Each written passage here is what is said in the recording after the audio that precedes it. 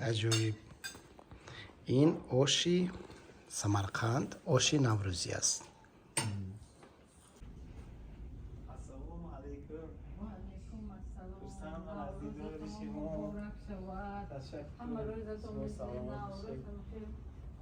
پر از رنگ و پر از ایجاد و پر از خوش و خورسندی و آزادی باشد. خب با ها که هنرهای آورده هم دیگه رو هم بلند شد. بسیار قلبم خوشحال شد که هم خیلی هنرمندی چند خصلت به جدا میشد. هنرمندی اصیل، هنرمندی نو، جدید. بعد هنرمندی ها بود تقسیم میشد به مردمه و زنونه. هنرمندا مثلا کارهایی هست که مردم میسازن، کارهایی هست که ضعیفا میسازن. من مثلا لباس و سازنی این رکن قدیمه خودش داره 5000 ساله. 5000 ساله. 5000 ساله. و همین در سازنی همون زمانی دوران آریایی ها اینجا وصف شده. ما که زمانی آریایی و توجه داریم و مهر پرست بودیم. مهر پرست این یک چیز بزرگ است خودت. مهر هم مهر گرم انسان با انسان است و مهر باز آفتاب است که آدم گرم میکنه. و من گمان میکنم که همین دوره ها خودش بازگوی همون دور است و برای چی آنها باز دوره است؟ برای آنکه چیزی که دوره هست مکمل پخته پره هست، یعنی بیکم بودی. بیکم بودی آفتاب است، بیکم بودی زمین دور شکل، بیکم بودی خدا است. و حتی خدا هم میگویم که من همین رمزی دوره سخت وابستگی دارد. اکنون اینجا با مثلا ما سوزانی ها منو با قسمتش استفاده میبریم در نمایشی دیگر محصولات رو من همراه میکنم. مثلا اینجا دیده ایستاده که همین دوره ها همین سوزانی ها باز در داخلی کیف های گلدازی شدگی در چرم حتی استفاده میشه. بعد این لباس من فکرم همین خیلی لباس تمامی دنیا لباس ملی دوست میدارند. لیکن همین لباس ملی ما جامعه و جامدان گفتنی از ما فارسی برآمدگی. جامعه در داخل جامدان یعنی که جامعه جا دارد، جامدان است، جاش جامدان است. برای همین هم من همین بسیار وقت در همین جاده با مردم زیاد بحث میکنم که اساس گذار لباس ملی مثلا بالا پوشت، قباها و من این خیلی جامعه ها این میراث آریایی ها هست و در لباسشون همین چیز هست. قسمت انمو لباس آریایی هندو ها گرفتگی و حتی همین سلامشان هم که هم میکنن این سلام آریایی هست، از آریایی ها ماندگی. همین فیلم های هندی هم تماشا میکنید، اگر تاریخش تماشا کنید میگوین خودشان که این چیز آمدگی از آریایی ها. وقتی که من در همین دیوار نگاره های تخت جمشید همین دیدم که پیش شاه بامدن که میکنن این چی باشد، برای چی که میکنن، این سلامشان هم تو بوده است. و همین ها تجسمگری همون اون آداب و رسم و اصول و معرفت مردم ما تجسم می‌یابد در سوزنی های و در هنرمان و در لباس مردمی فارسی گویان تاج مردمی تاج. خب اکنون ما اساس گذاری زمانی سعودی ها هستیم که پایتختش سمرقند است. ما اساس گذاری زمانی بختری ها هستیم که پایتختش پایتخت همین خراسان بزرگ در افغانستان امروز است که اون منطقه ها تاجیکستان تعلق دارد. خب اینجا برای بچه ها ما آوردیم پشتک های خاکی، برای که در همین پشتک 4 عنصر هست، هم خاک دارن من میتوانم گرفتن؟ میتونید یک بار پشتک کشید. این بچه ها با در عید نوروز میدادن. من از این سراخش از اینجا این برای بچه ها در وقت نوروز بیاین خانه به خانه. مثلا من همینا دوست میدارم، من تخم میتیم پشتک میتیم بعد من میگن که فلان خانه برا اونجا به هم تخم است بعد پشتک است بعد پول هم میتیم. همین سوزنی ها من گمان میکنم که بیگزن ماندنی لاله های بیگزن ماندنی آفتاب همه امن وصف کردگی هنرمند که به مردم چشمش آب تیاد و همین چیز مثلا هم تو عویزان میکن علاقه دلتون کشوده میشه. بعد این چیز یک سپر است و میراثی خاندان از طرف کیلین و طرف مرد است و در سمرقند سوزنی سفید میگویند. این آداب است که مثلا همین کدام عروسی که خاندان شوهرش میرد باید سپرش همراهش برد بعد ان همون سوزنی ها سپرش بعد سوزنی سفید در سمرقند و گمان میکنم که همین سوزنی ها بعد همون آمدن عروس با همون سوزنی یعنی انرژی که همون خانه تازه کردنش است و هر زمان همین آدمی نو خاندان نو برفتگی باید احتیاط کردنش در کار. سوزنی در آداب سمرقند از اول تا آخر در حیات انسان هست. تولد میشد گهواره پوشش سوزنی، وقتی که عروس میشد سپرش سوزنی، وقتی که از جهان میگذرد بالای سوزنی نوروزتان مبارک شود، هر تخمکاتان قطارک شود، شادی هاتان از بعد زیادتر شود و همه وقت همین خیلی شاد و خرسند همین نوروزهای گذرانده گشته مردم خرسند کنیم. نوروزت مبارک شود. تشکر. نوروز شما هم مبارک شود.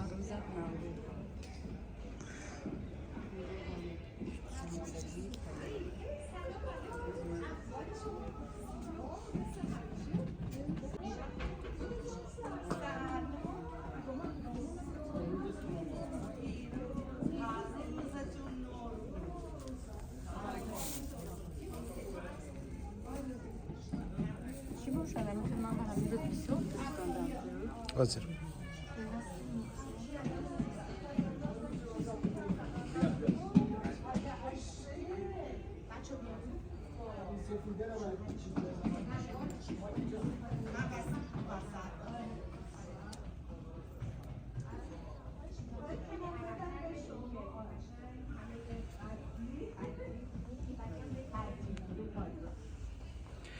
دوستان عزیز، نوروز در اوهایو، نوروز فارسی زبانان در اوهایو شروع شد و ما در یک رستورانی بسیار هم زیبا منار هاوس قرار داریم و در این بزم نوروزی نمایش هنرهای مردمی تاجیک تشکیل کرده شده است.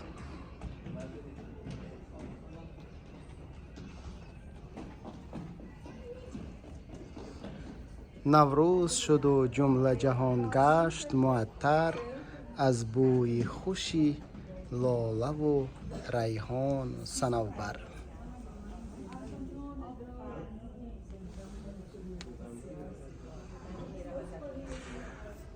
دوستان عزیز، شما میدونید که سوزنی یکی از بخش‌های اساسی فرهنگی مردم فارس و تاجیک است و مردم در سوزنی رازهای خود را، آرزوهای خود را با سوزن انعکاس می‌کردند. تشکر زیاد. نوروز مبارک. خودتان معرفی کنید. من بیژن چیتساز. تأثیرات نوروزی شما چی است؟ چی هم؟ تأثیرات نوروزیتان چی است؟ والا فکر راجبش نکردم، ولی خیلی خوشحالم که اینجا هستم توی مراسم قشنگ. با مرحمت. این خالیا و این چیزای بافتنی رو که میبینم واقعا لذت میبرم. خب با مردم فارس، با تاجیکان دنیا چی تمنیات نوروزی میکنید؟ والا همیشه خوشحال باشن، سالم باشن، بتونن بیان جاهای دیگری که تو کشور خودشون ممکن نباشه ببینن. من الان 43 سال تو این کشورم و جاهایی هست که آدم باید بیاد ببینه و امیدوارم که سال خوبی داشته باشن. ما تاجیک‌ها رو خیلی دوست داریم، واقعا دوست داریم و امیدوارم من بتونم برم تاجیکستان رو ببینم. نوروز مبارک. همچنین. ممنون. تشکر. خواهش میکنم. خب در جشن نوروز همچنین آرایشاتی زنان تاجیک از منطقه های گوناگون به نمایش گذاشته شده است و همچنین یکی از عنصرهای مهمی صنعت دستی مردم این انعکاس نمودن انار است و زیرا انار رو میگویند آن رمزی برکت و فیض و برکت و خوشی در زندگی انسان و سیر بچگی است. برای همین تاجیکان در هنری دستی خود در سوزنی های خود انار رو استفاده میبرند. این سوزنی ها رو بینید، هر یک این سوزنی ها با زخم سوزن با مهنت خیلی زیاد آماده شدند.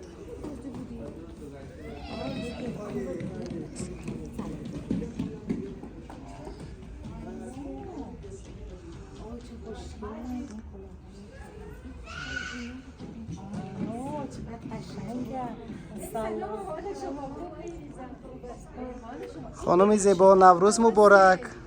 نوروز مبارک. شما مبارک. چی تمنیات نوروزی دارید به تاجیکان جهان؟ جانم؟ چی آرزوهای نوروزی دارید به تاجیکان جهان؟ آرزوی پیروزی میکنم. خیلی خوشگل. آرزوی پیروزی میکنم برای تمام ایرانی ها و فارسی زبان ها در تمام دنیا و مخصوصا ایرانی ها الان در ایران. امیدوارم که نوروز پیروز موفق باشید، آزاد باشید.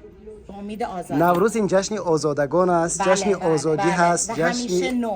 همیشه بله. جشن نو. بگذار زندگی همه نو و آزاد باشد. انشالله. برای همه نوروزتان مبارک. نوروز شما مبارک. خجسته. مرسی.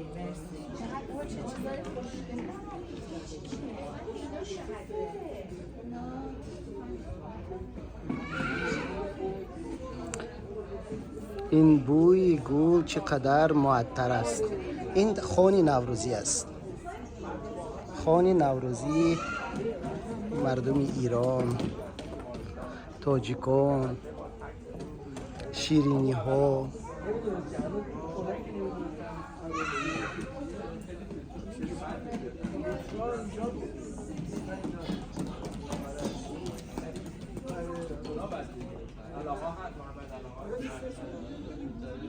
این خوان نوروزی.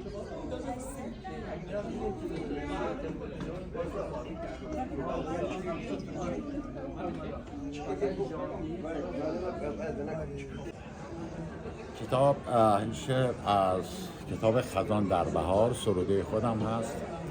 دخترم زمانی می نگارم این سطور را که تو در مسیر بلوغی، کنون با عروسکی دلخوشی و نمیدانی چه خیمه شبازی برپاست. دنیایی که من اکنون در آنم از هجرت پرستوها خبری نیست و بوی کاهگل رایحه دلانگیزی نیست. عقاقی‌ها را مفهومی نیست و به قامت سروی کسی خیره نمی شود، زیرا آزادگی در تهی دستی نیست. تشکر. نوروز مبارک. نوروز مبارک. خواهش می‌کنم. سپاسگزارم. تشکر.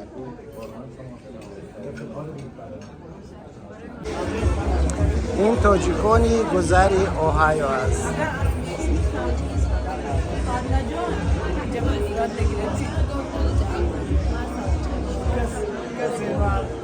السلام علیکم.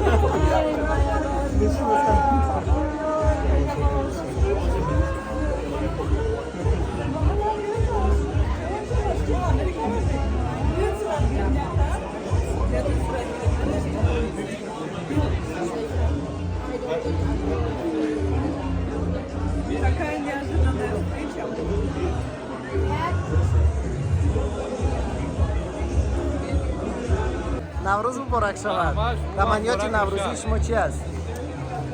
تمنیات نوروزی ما همین پرسانه این همین است. وقتی که آدم به اینجا دعوت می شود، مردم زیاد هم می‌بیند همزبانان هستند، زیاد فارسی زبانان هستند، از خود ایران هستند، البته ما از تاجیکستان، بعد تاجیک‌های زیاد از سمرقند هستند و تشکر می‌گویم به اولیان گفتنی هستیم که هر روزتان نوروز باد، نوروزتان پیروز باد. تشکر زیاد. نوروز مبارک.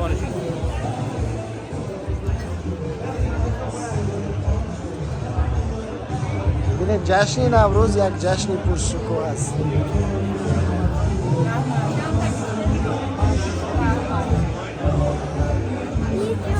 عالم جان اکا تمنیات نوروزی شما چی است؟ تمنیات نوروزی من بسیار من امروز نهایت خرسند همین دوستا آمده امروز در نوروز فستیوال در سال آینده همه نوروز شود بهتر شود. ما با زبان خود با مدنیت خود با عرف و عادت‌های تاجیکی خود همه نوروز کنیم و همین نیت میکنم و میخواستم که همین نیت رو برسیم همه نیت همه ما است. مبارک باشد. ببینید نوروز با زنها زیباست. همه زنها لباسای زیبا دارند که این هم یک رمز نوروز است. السلام علیکم. آرزوهای نوروزی شما خیلی جان. شما هم همچنین. نوروز مبارک. چی آرزوها دارید؟ همین آبادانی شود، خرسند شود، همه وقت بهار باشد. بهار باشد، زیبایی باشد. تشکر زیاد. عالم جانکا خودشان زیبا، همسرشان زیبا، زندگیشان زیبا و زیبایی را دوست می‌دارند.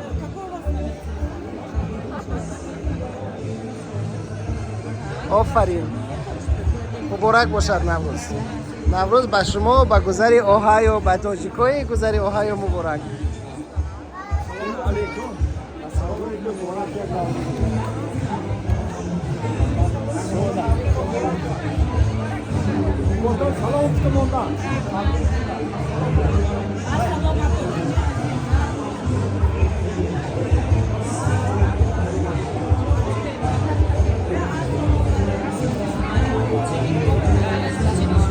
نوروز مبارک.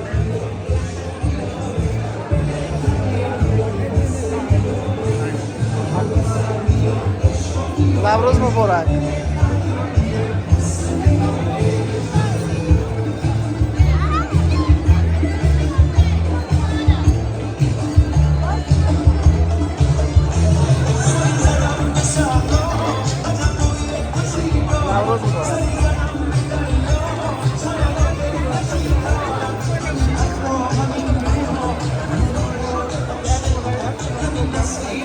نوروز مبارک.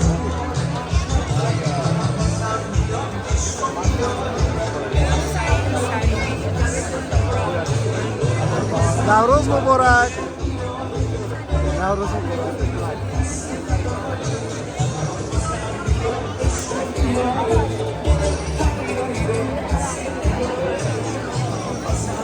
نوروز مبارک.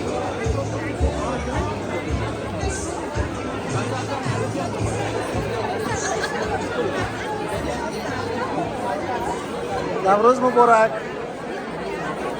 نوروز مبارک.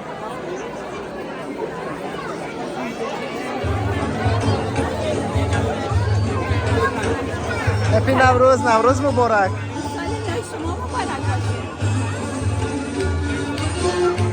نوروز مبارک.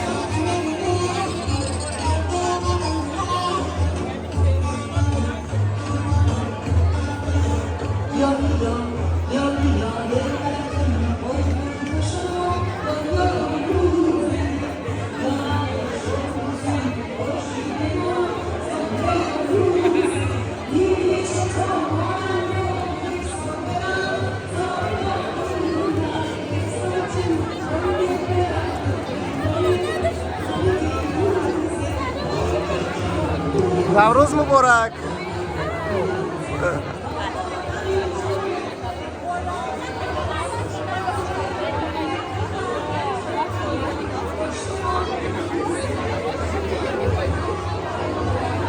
نوروز مبارک.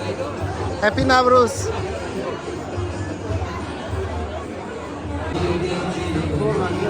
برادران نوروز مبارک. سلام علیکم.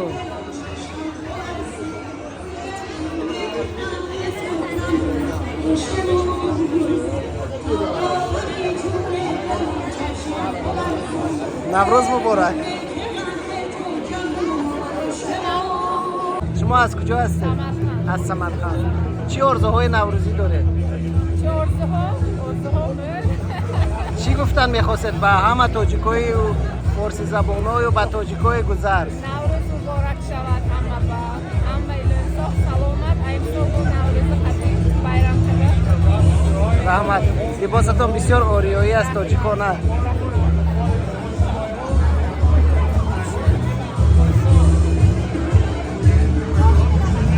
خب دوستان عزیز، این جشن نوروزی را کوشش کردیم که با همه حشمت و زیباییش به شما نشان دهیم. خیلی جشن زیبا، خیلی جشن سیرودم.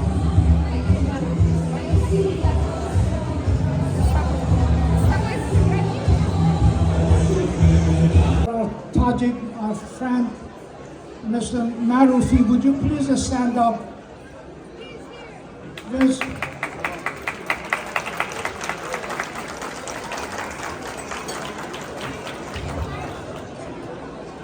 Mr. Marufi is always supported our events and has been utmost generous. He bought almost 1/4 of the tickets for his friends and family, so we very much appreciate your generosity. Thank you, my friend. Thank you so much.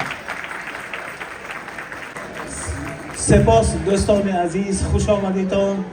ما همه دوست و برادر هستیم. با امروز نوروزی عجم را قید میگیریم.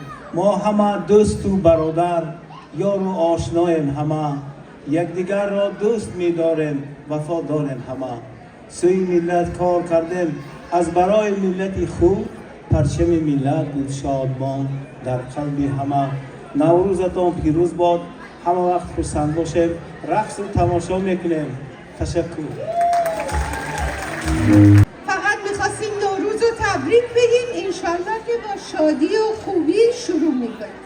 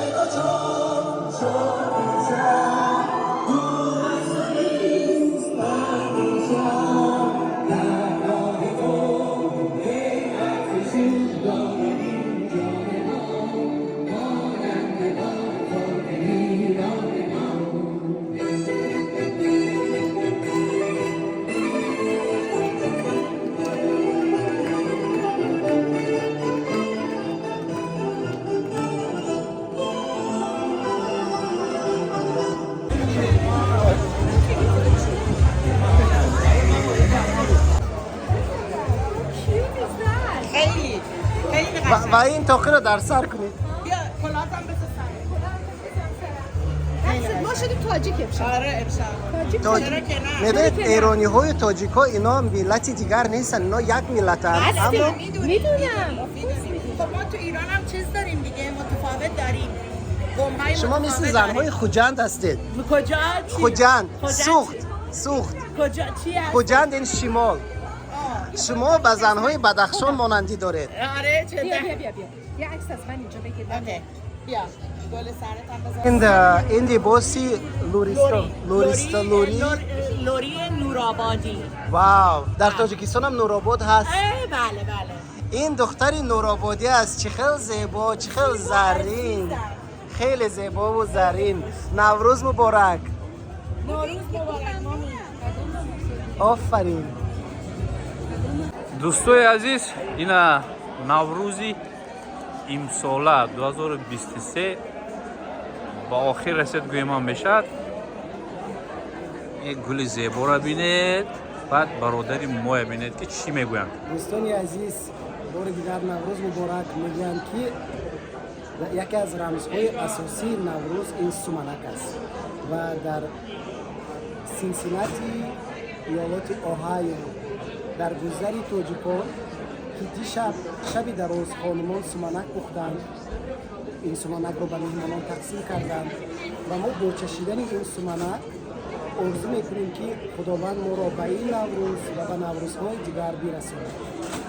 یکی اصلا در نوروز وقتی سومنک رو میچشند آرزوهای نیک میکنند و من با همین آرزوی خوشبختی و تنصیحتی و خانه آبادی هر یکی ما و شما این سومنک رو میچشند.